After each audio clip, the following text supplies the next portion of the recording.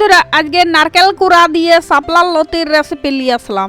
হ্যাঁ জানি আপনারা অনেক ভাবে শাপলার লতি রান্না করেছেন। একবার আমার অনুরোধে এইভাবে শাপলার লতি রান্না করে দেখবেন, হ্যাপি খেতে। প্রথমে কড়াইয়ে অল্প জল গরম করে দিব। জলটা যখন ফুটবে তখন কেটে রাখা শাপলার লতি গুলা জলে অর্ধেক সিদ্ধ করে নিব, দিয়ে ঠান্ডা করে নিব। কড়াইয়ে সর্ষের তেল গরম করে কালো জিরা, কাঁচা লঙ্কা আর কিছুটা নারকেল কুড়া দিয়ে ভাজতে লাগবো। যখন নারকেল কুড়া গুলা অল্প অল্প ভাজা হয়ে যাবে তখন অর্ধেক সিদ্ধ করা শাপলার লতি গুলা ঢেলে দেবো, দিয়ে ভালো করে লাড়বো। হলুদ, স্বাদ মতো নুন আর অল্প চিনি, আদা আর কিছুটা জিরা বাটা দিয়ে লাড়তে লাগবো। বেশি কিছু মশলা দিব না বন্ধুরা, না হলে শাপলার লতির টেস্টটা অন্যরকম হয়ে যাবে। দিয়ে ভালো করে কষবো। ব্যাস আবার কি, নামানোর আগে আর একটু কিছুটা কুড়ে রাখা নারকেল দিয়ে নামিয়ে নিলেই তৈরি শাপলার লতি, নারকেল বাটা দিয়ে শাপলার লতি। আমার ভিডিওটা যদি আপনাদের ভালো লাগে